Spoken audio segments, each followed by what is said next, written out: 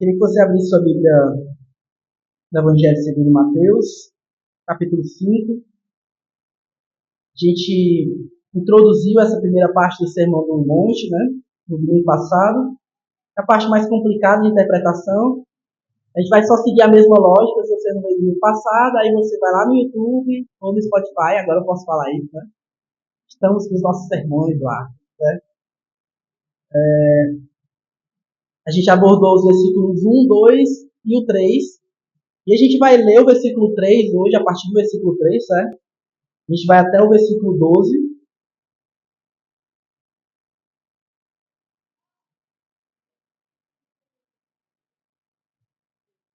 Prometo que serei breve. Mais breve do que semana passada. Não sei se semana passada foi tão longo, né?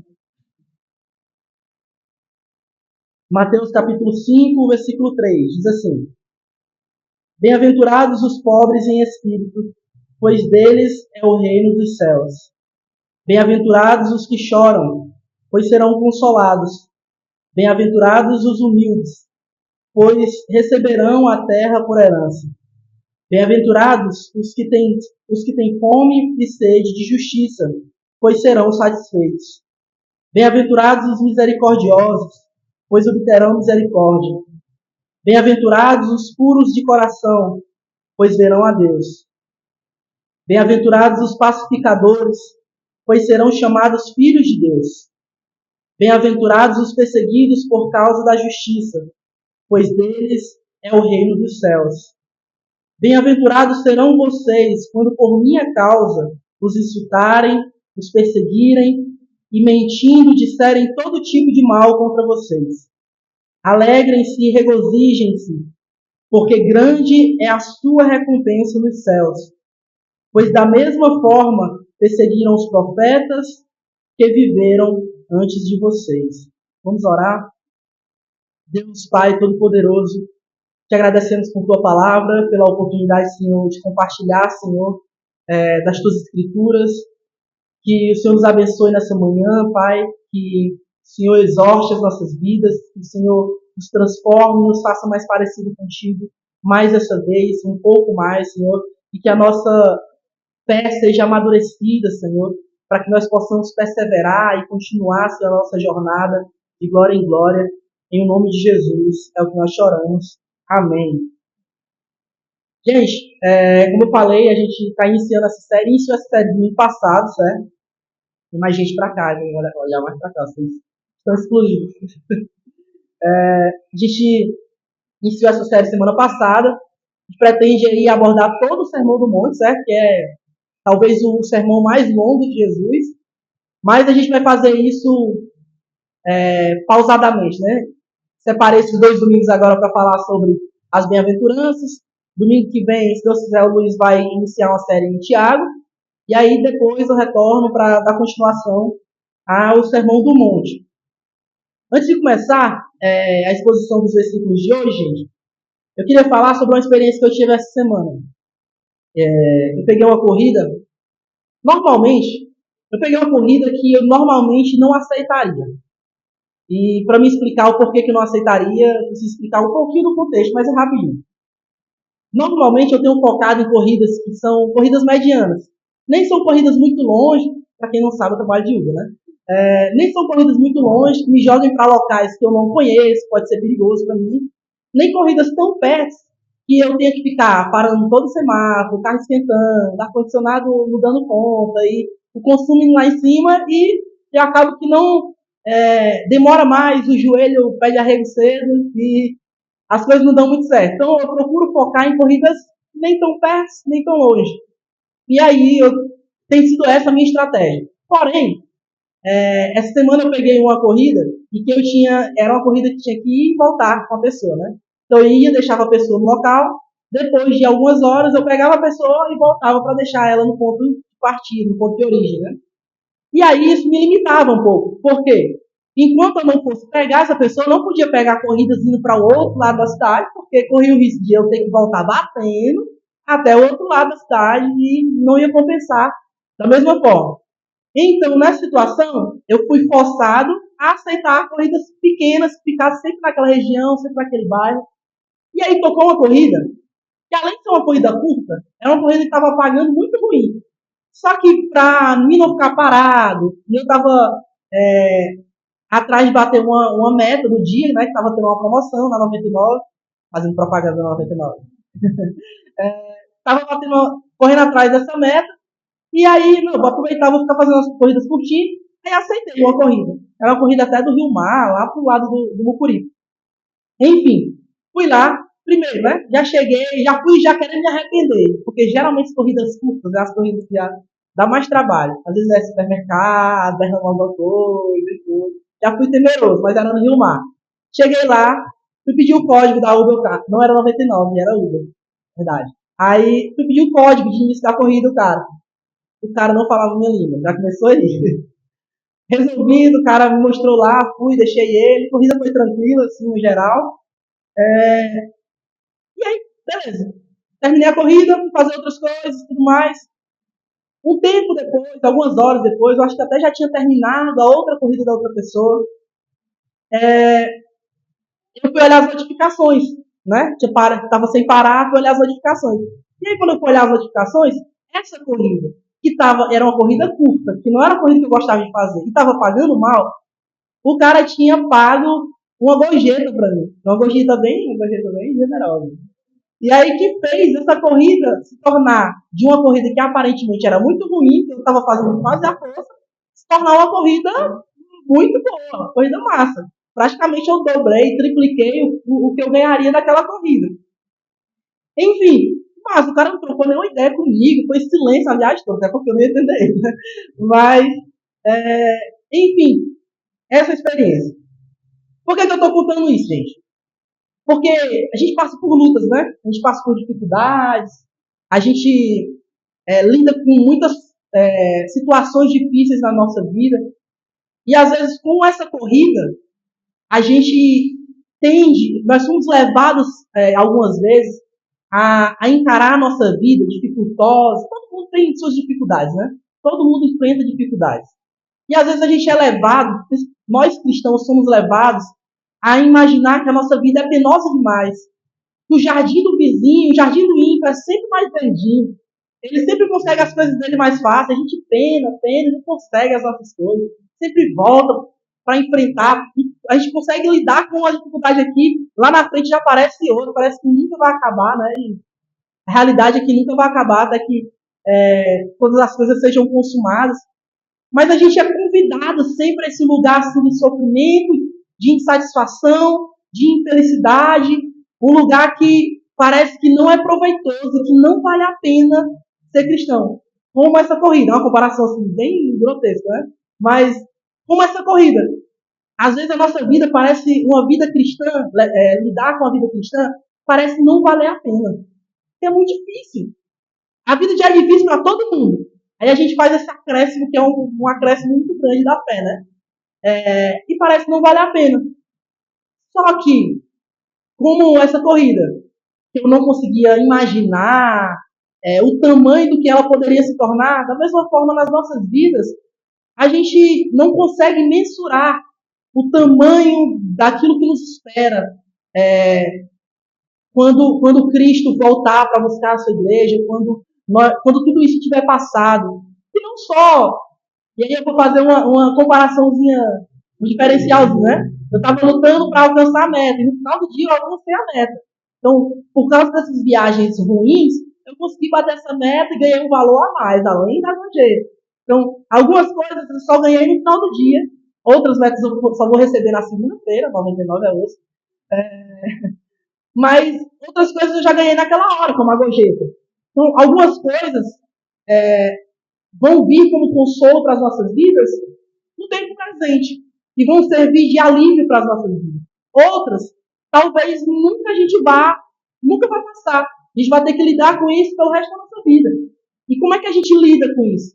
Como é que a gente olha para isso e ser uma pessoa feliz? Como a gente viu no domingo passado a respeito da bem-aventurança aqui com relação aos pobres. E aí a gente viu que o pobre aqui não é o pobre, o pobre espírito aqui não é o pobre, é uma pessoa humilde, mas uma pessoa pobre mesmo financeiramente, economicamente, mas que ela pode ser feliz. Cristo está falando aqui que ela pode ser feliz, por quê? Porque a alegria dela não está fundamentada, não está enraizada na sua pobreza, na sua situação momentânea, mas naquilo que contém a revelação da segunda oração aí, da bem-aventurança. Porque delas é o reino dos céus, porque delas é o reino de Deus. E porque dela é o reino de Deus, porque o reino de Deus chegou, todas essas realidades aqui são transformadas, são ressignificadas, ganham uma nova vida. Agora a pessoa que é pobre, ela, por mais que ela possa ser pobre pro resto da vida dela, ela pode ter a esperança. E o pobre que a gente está falando aqui não é qualquer pobre, é aquele que espera em Deus, que confia em Deus, que tem a sua convicção, a sua esperança, a sua fé fundamentada em Cristo.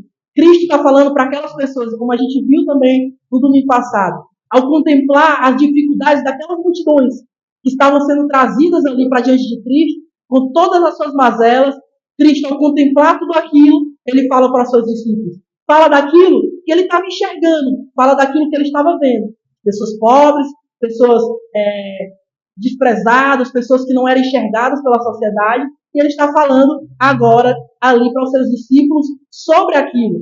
E ele está falando o quê?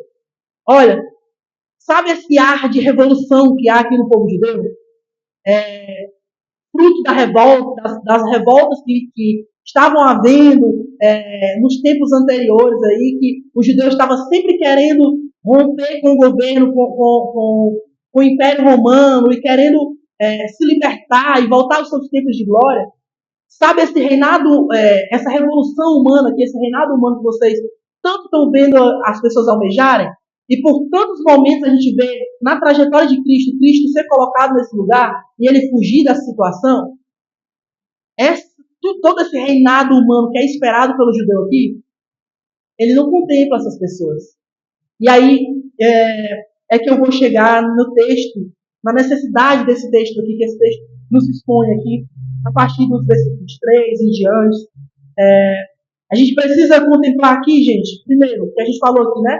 Há ali uma multidão em que Cristo está enxergando, contemplando, e ele olha para os seus discípulos, que também não são pessoas bem vistas pela sociedade, são publicanos, são pescadores, não são pessoas ricas, pessoas que poderiam falar assim, não, essas pessoas aqui são as pessoas mais felizes do mundo. Não. Está olhando para pessoas humildes, pessoas pobres, para uma fração da sociedade ali que era, de certa forma, humilhada, desprezada àquela época. Segunda coisa que a gente precisa deixar claro aqui é em como esse reino humano lidava, que eu falei, né? Que mesmo nessa revolução humana, nessa revolução que pediu um reinado humano, havia aqui algumas pessoas que ficavam de fora porque não contribuíam, não somavam em alguns aspectos para essa revolução. E a gente entra nas bem-aventuranças aqui, gente, Jesus falando assim, ó, essas pessoas aqui são felizes. E aí quem é que são as pessoas felizes? Os pobres. Como é que pode o pobre ser feliz porque é pobre? Mas aí é que a gente entende que o pobre não é feliz porque ele é pobre, mas porque dele é o reino de Deus, porque a esperança dele está no reino que chegou. E nesse reino que chegou, há espaço para os mais pobres. O que ele está falando se no reinado humano não tem espaço para vocês, nesse reino que eu estou fundando agora aqui, há espaço para os mais pobres. Ele continua. E aí, já escorri sobre os mais pobres aqui no domingo passado, não vou perder tanto tempo aqui, certo? Para avançar logo aqui, que o tempo já está correndo. Ele vai falar que bem-aventurados são os humildes, ou em outras traduções, os mansos. E eu entendo aqui que o que ele está falando de manso não é somente aquela pessoa que é uma pessoa calma, como a gente imagina um manso no nosso época. E ele vai falar que esses mansos, esses humildes, são bem-aventurados e que eles receberão a terra por herança. Agora imagina, num cenário revolucionário, que as pessoas estavam todo o tempo formando ali os mutirões ali, formando ali as revoltas contra o Império Romano.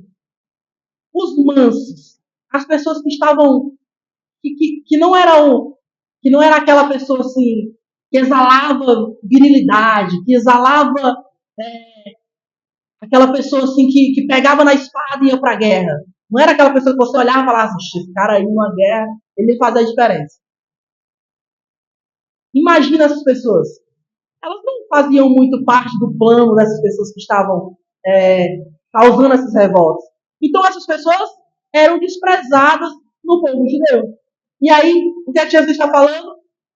No meu reino, na lógica do meu reino, essas pessoas é que herdarão a terra. Vocês estão lutando aí para herdar essa terra, vocês estão lutando aí para conquistar esse império, para derrotar o Império Romano e todo o seu poderio, né? E toda a sua e tudo aquilo que eles estão impondo sobre vocês, vocês querem se libertar disso, beleza?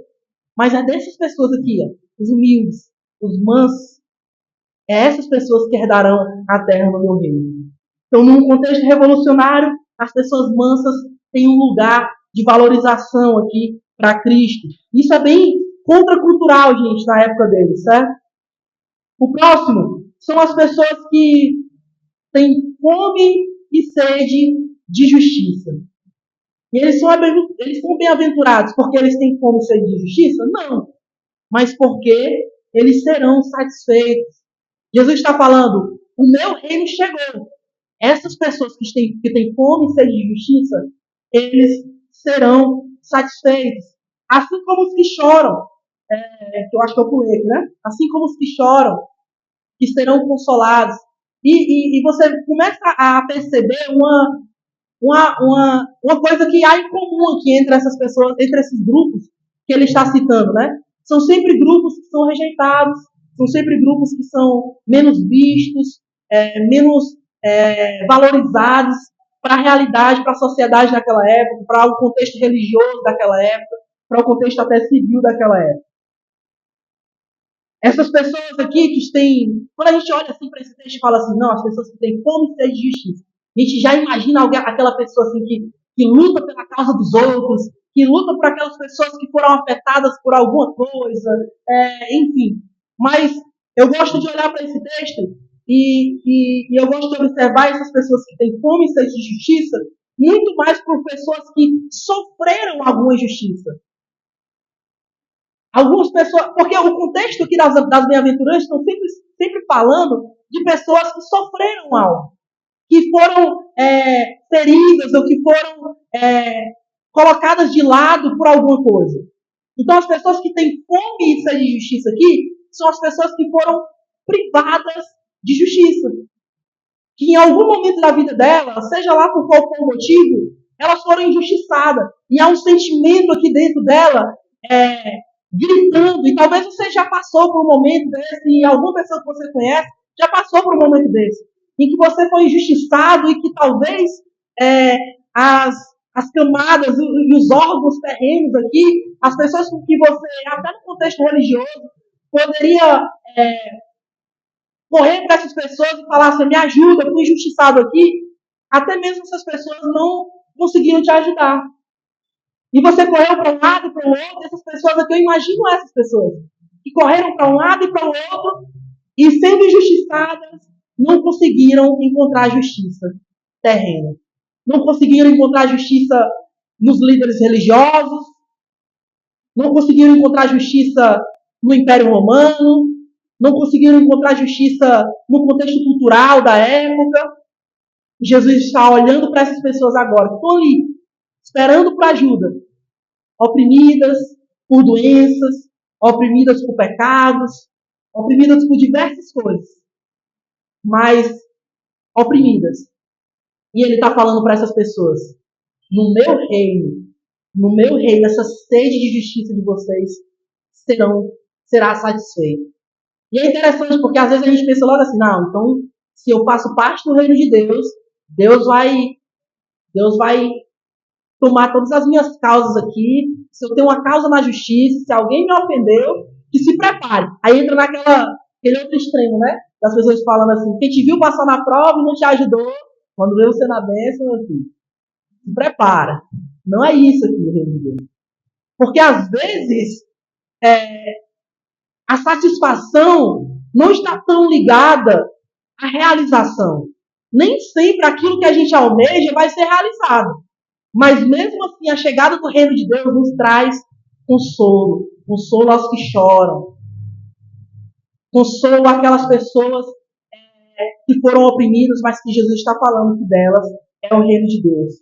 A satisfação que nós encontramos em Deus pode vir bonificada por uma realização. Pode ser que aconteça.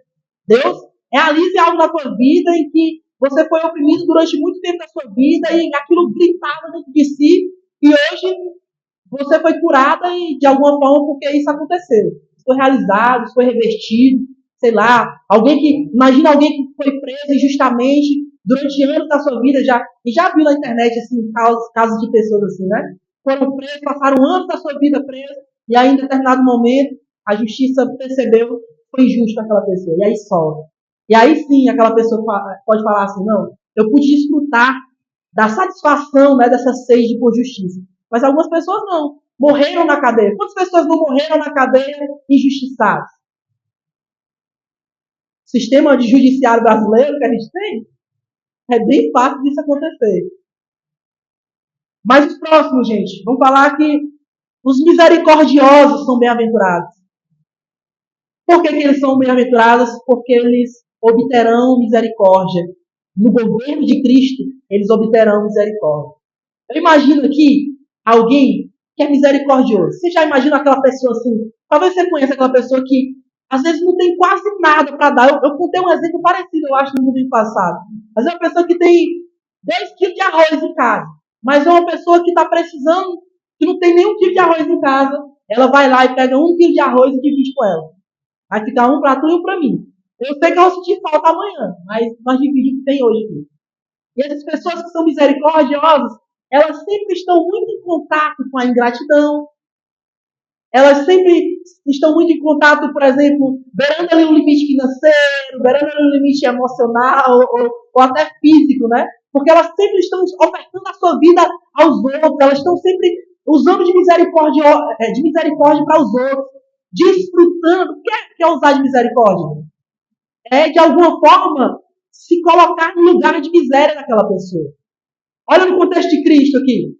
Como é que Cristo exerce misericórdia para as nossas vidas? Ele vem e entrega a sua vida por nós. Há sofrimento nisso, não há? Da mesma forma, as pessoas que são misericordiosas, elas, por muitas vezes, vão passar por apertos, vão passar por sofrimentos, vão passar por dores e lutas por causa disso. E é uma coisa que ela deve deixar de ser assim? Não.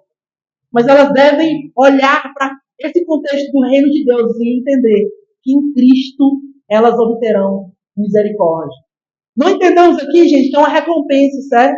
Uma recompensa direta e falar assim, não, Cristo vai ter misericórdia de mim nessa hora aqui porque eu tive misericórdia do outro ali. Não. Mas no reino vindouro, onde todas as coisas já estiverem estabelecidas, todas as coisas já tiverem sido consumadas, há sim recompensa, mas a gente vai falar disso mais adiante. Bem-aventurados também são os puros de coração. Quando a gente imagina uma pessoa pura de coração, a gente imagina logo o quê? Uma pessoa boa. Uma pessoa que não peca, uma pessoa que não fala um ai com o outro, né? Não fala mais alto com o outro, não perde paciência com ninguém. É uma pessoa tão pura. É uma pessoa tão pura. E o texto diz que eles são bem-aventurados por quê? É interessante que a segunda oração sempre vai nos ajudar a interpretar quem são essas pessoas da primeira. Ele vai falar assim, bem-aventurados os puros de coração, por quê? Porque esses verão a Deus. Eu imagino aqui, gente, que essas pessoas que são puras de coração, ela não está muito ligada numa virtude.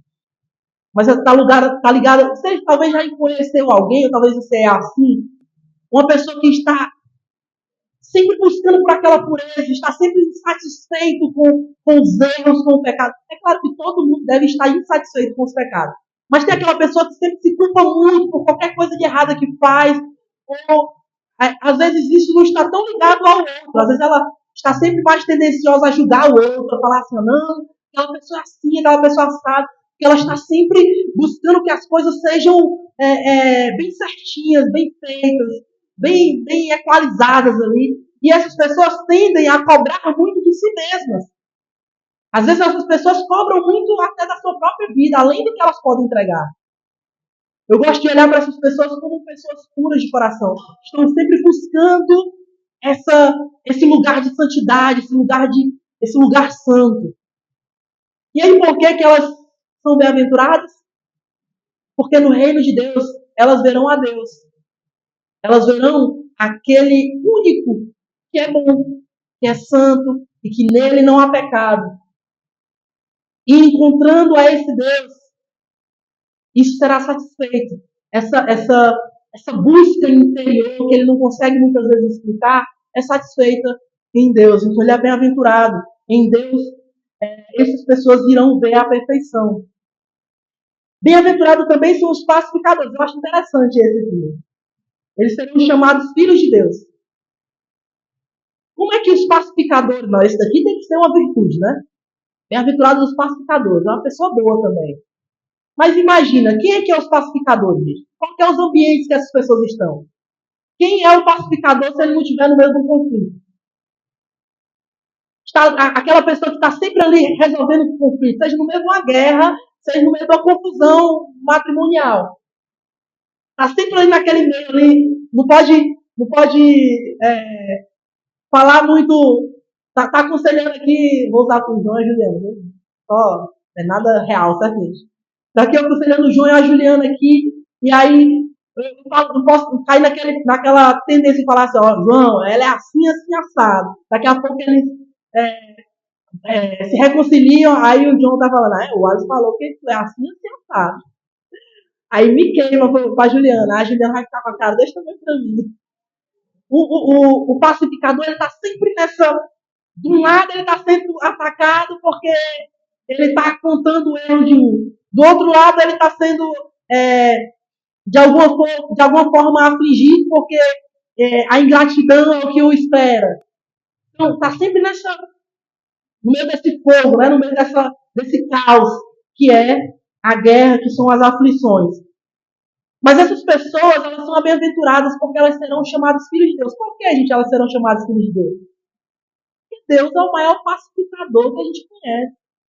Que vê os irmãos falando, torcendo, né? A guerra de plano de tal, Israel vai ganhar, o Hamas vai ganhar, a Rússia vai ganhar, não sei o quê. E há uma torcida, às vezes, no meio do cristão que a gente olha e fala assim, legal. Onde o que haveria, segundo a vontade de Deus, é orar para que as coisas se pacifiquem, para que as coisas se acalmem, para que as coisas voltem ao lugar, para que as coisas se resolvam. Independente de quem esteja certo, que haja paz. Porque nós somos agentes desse reino. E os agentes desse reino são chamados para ser pacificadores. Mas fica para aplicação, né? E, por último, gente, bem-aventurados os perseguidos, né? Bem-aventurados os perseguidos. Que loucura, né? Lembra, gente. Jesus está falando aqui, feliz. É uma exclamação. Quão felizes são os que são perseguidos. Imagina que loucura é. Porque deles é o reino dos céus. Gente, as bem-aventuranças aqui, elas começam, são 8, alguns vão falar que são 9, eu entendo que são 8, certo? Porque, vou já explicar direitinho por quê, mas se você observar, a primeira bem-aventurança, ela termina com uma oração que diz, pois deles é o reino dos céus. A última que eu citei aqui também vai terminar, que deles é o reino dos céus. Meio que formando um bloco ali, né? Vai sempre, ao mesmo tempo que ele forma esse bloco aqui de início e de fim, ele está formando também duas colunas aqui. Bem-aventurado, bem-aventurado, bem-aventurado. Feliz, feliz, feliz, feliz, feliz. Felizes o quê? Os pobres, felizes os que choram, felizes os mansos e humildes, felizes os perseguidos. E aí, na segunda coluna, o que é que ele vai falar? Por que essas pessoas são felizes? Na primeira coluna, ele está falando o quê? Meio que um contexto de sabedoria. Essas pessoas elas podem se alegrar, elas podem viver dessa forma e ser felizes. Por quê? Porque na segunda coluna eles estão falando, Jesus está falando o quê? Há aqui um consolo escatológico. Há aqui um consolo de um reino que é chegado, de um reino que já chegou. Como eu falei no domingo passado, aqui não é delas será o reino de Deus. Delas é o reino de Deus. Jesus está anunciando aqui que esse reino já chegou na sua pessoa.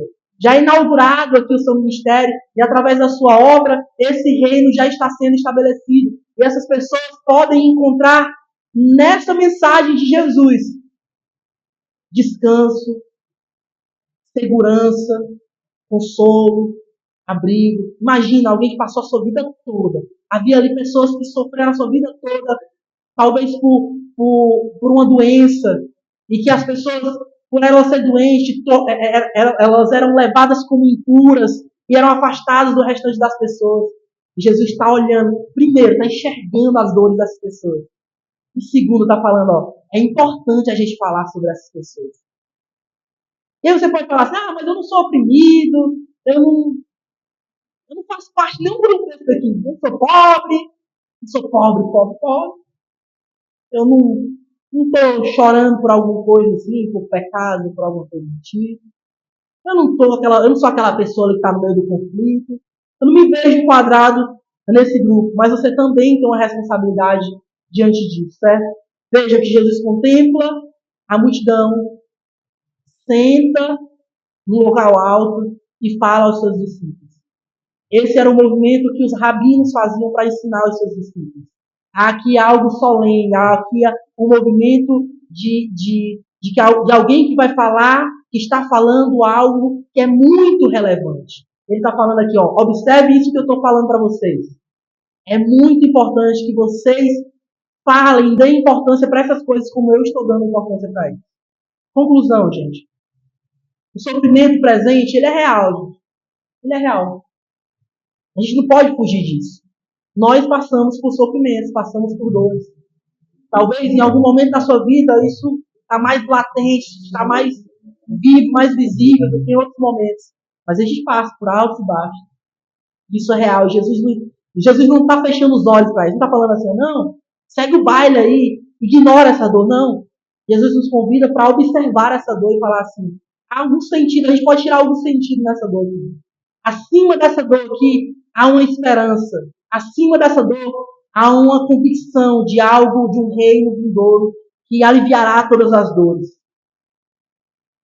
Ele está falando também aqui que o sofrimento também não é exclusividade da gente. Observe que no versículo 11, ele vai falar o quê? Bem-aventurados são vocês, que são perseguidos, que levantam calúnias, alguns mentem, e ele vai falar o quê? Os outros que vieram antes de vocês também passaram por isso. Ele está falando o quê aqui? Não é exclusividade de vocês, não. Os outros que passaram sofreram coisas por causa do meu nome. Os que vierem também sofrerão. Então se prepare, que esse é só o começo do rolê. Segunda coisa que a gente precisa concluir aqui. Existe uma recompensa vindoura. Às vezes a gente foca, talvez pelos falsos evangelhos que a gente encontra por aí, de prosperidade, de carícia no nosso ego. A gente está sempre buscando se desviar daquilo. Assim, não, se alguém chega e fala assim, não, você vai ter uma recompensa por algo. Você fala logo assim, não, mereço, não, sai de mim, não, isso daí é heresia. Mas a verdade, gente, é que há promessa, e a gente vai ver isso no decorrer do Sermão do Monte, mas há promessa para o reino vindouro. Há promessa de recompensa para nós em um reinado vindouro, certo? Então, isso revela o que para as nossas vidas? Nós devemos nos alegrar. Alegre-se, é isso que Jesus está falando para aquelas pessoas. Podem se sentir felizes mesmo, festejem. O festejar em meio à dor disciplina o nosso coração. Imagina, no meio da dor, você conseguir tirar forças que você não consegue explicar. É um milagre. Eu vou falar assim, Jesus, eu acredito em Ti. Isso é um milagre. Isso disciplina o nosso coração a perseverar firme na fé. Celebrar é externar essa esperança que nós temos, que nós compartilhamos aqui todo domingo. Celebrar isso é encontrar segurança, como eu falei, descanso, como eu falei, em Jesus. Ele é o rei das nossas vidas. Ele governa sobre as nossas vidas. Não é o Império Romano, não é a Babilônia, não é o governo brasileiro, não é o Trump, não é o Bush, não é sei lá, esqueci o nome do cara lá o Vladimir, tá? Não, o outro Vladimir lá, o Zelensky lá da Ucrânia, não é nem desses caras que governam de maneira final sobre as nossas vidas. É Jesus de Nazaré. Esse cara que veio à terra e sentiu as nossas dores e viu as nossas dores. Esse Esse cara, eu chamei Jesus de cara, meu Deus. É esse Deus aqui que resolveu encarnar, se humilhar para estar no meio de nós, que governa sobre as nossas vidas. Olha o tamanho disso. Gente, observando tudo isso daqui, para a gente trazer alguma aplicação para a nossa vida. Observando tudo isso que foi falado aqui. Eu lembrei, quando eu estava estudando, eu lembrei de um tempo que a local ainda era lá na praça, no Bom Jardim, no terceiro prédio, né? E que o culto ainda era de noite. E que todo domingo, que terminava o culto, ia todo mundo, pelo menos praticamente todo mundo ia para a esquina, pizzaria que tinha lá do lado, que era bem baratinho, naquele preço. E eu estava lembrando de algo que me surpreendeu quando eu cheguei no local. E um testemunho particular. Quando eu cheguei no local, eu cheguei uma pessoa muito que comia as dores do outro. Eu até ajudava o outro, até entendia quando alguém estava passando por sofrimento, mas é como se aquilo não mexesse comigo internamente, aquilo me causava umas crises loucas, assim, porque isso acontecia. Talvez por as escolhas, as imersões políticas que eu tinha feito, talvez pela distância da comunidade, por muito tempo eu passei desigrejado, mas algo me chamou a atenção. Toda vida que a gente ia para a pizzaria, formava aquele tirão de mesa. E era interessante que tinha pessoas que quase sempre não tinham dinheiro para pagar, mas isso não era motivo delas não irem. Elas se sentiam à vontade de estar ali. E elas chegavam ali, não era uma coisa assim, ó, que alguém chegava pro outro e falava assim, vamos pagar o fulano. Não. Era incrível, gente, que alguém olhava, voltava e falava assim, aí, vou pagar o teu, pode pedir o que quiser. As pessoas que podiam pagar, e nem eram pessoas que tinham muitas condições, quando chegava na hora de bater as carteiras lá, né, de puxar a grana do bolso, já tinha esse senso de responsabilidade que eles tendo, tinham algum tipo de responsabilidade para aqueles que não tinham. E as pessoas logo já falavam assim, não, vamos dividir aqui entre nós e tal, e tudo mais. Isso me veio à memória forte, gente. Porque isso era uma marca da local. Depois que a gente mudou o culto pela manhã, a gente, claro, não foi só a mudança do culto pela manhã, mas externou, assim, algumas dificuldades da gente. E aí, tudo aquilo que a gente passou de uns anos para cá, contribuíram para isso, né? Diversos rompimentos e tudo mais. Mas, observando esse texto aqui, gente, e lembrando dessa experiência que a gente desfrutava na local, há alguns anos atrás, eu olhei e falei assim, velho, é esse tipo de igreja aqui que eu quero viver. É esse tipo de igreja aqui que nós devemos buscar voltar a viver. O tipo de igreja que está em comunhão, primeiramente. Porque para enxergar a dor do outro, precisa estar junto. E estando junto, busca sentir a dor do outro e dividir essa dor consigo. Andar a segunda milha. Dividir a carga, aliviar a carga do outro. Porque talvez não é você que está sentindo a maior dor naquele momento, mas é o outro. E cultivar uma cultura, gente, no meio de nós, de maneira que as pessoas se sintam seguras para contar as suas dores e que essas dores não sejam motivo de chacota, ou de cochichado, ou de fofoquinha. Não. Mas que seja motivo de a gente, de Deus, do Espírito Santo agir nos nossos corações, agir no meio da comunidade, a ponto de a gente se mobilizar organicamente para ajudar um ao outro. Nem que seja numa cesta básica, nem que seja numa palavra ali de conforto. Esse texto traz esse certo tipo de conforto aqui. Bem-aventurados os que choram, porque eles serão consolados. Esse consolo aqui, gente, não é só chegar e falar assim, vem aqui e me dar um abraço. Não. Esse consolo aqui que Jesus está falando é uma certa exortação, unido ali com um incentivo, e falar assim, ó, vem, vamos caminhar juntos. Vai dar certo, as coisas vão melhorar. Há uma luz no fim do túnel. A alegria vem pelo amanhecer. Está faltando muitas vezes isso no meio de nós. Com as pessoas que muitas vezes, olha para essas cadeiras vazias. Existem pessoas que não vieram hoje. Talvez não. Coisas do dia a dia que acontecem. Não é sobre isso que eu estou falando. Mas tem pessoas que talvez faz tempo, meses que não estão aqui. E às vezes a gente levanta a mão para cobrar e falar assim, por que não foram excluídos da membresia? Mas talvez você não se sensibilizou e chegar para a pessoa e falar assim, como é que tu tá, meu? É esse tipo de evangelho, esse tipo de reino que Jesus nos convida Eu já passei do tempo aqui, né? Foi mal, gente. Mas esse tipo de evangelho que Jesus nos convida a viver. Não é um evangelho individualista. Não é um evangelho consumista em que as pessoas só servem para a gente enquanto elas estão cooperando de alguma forma na nossa vida, não. É um evangelho de serviço. É o que a gente pode dar para o outro, é o que a gente pode servir ao outro. Amém? A gente nunca foi a igreja mais rica do bairro, quem dirá da cidade. A gente nunca foi uma igreja rica. A gente sempre lutou, esse mês, por exemplo, só em oração. Mas Deus nos sustentou até aqui. E é interessante que mesmo não sendo uma igreja limitada financeiramente, a gente conseguiu ajudar tanta gente, velho. Aquele bom jardim ali, de diversas maneiras, buscando ajuda em parceiros e tudo mais. Às vezes a gente não tinha dinheiro, mas a gente sabia fazer alguma coisa. Às vezes a gente não tinha dinheiro, mas a gente tinha tempo.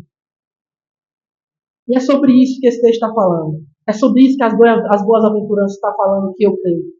Não é um conjunto de virtudes, simplesmente. Há sim uma exortação aqui para que a gente caminhe dessa forma. Mas é o que o texto diretamente está falando. O que o texto diretamente está falando é: há lugar para pessoas desse tipo no nosso meio. E qual que é o nosso papel nisso tudo? Promover uma cultura, uma dinâmica de igreja em que essas pessoas se sintam confortáveis no nosso meio, se sintam acolhidas e se sintam à vontade para compartilhar as suas dores. Vamos ficar de pé? Vamos orar?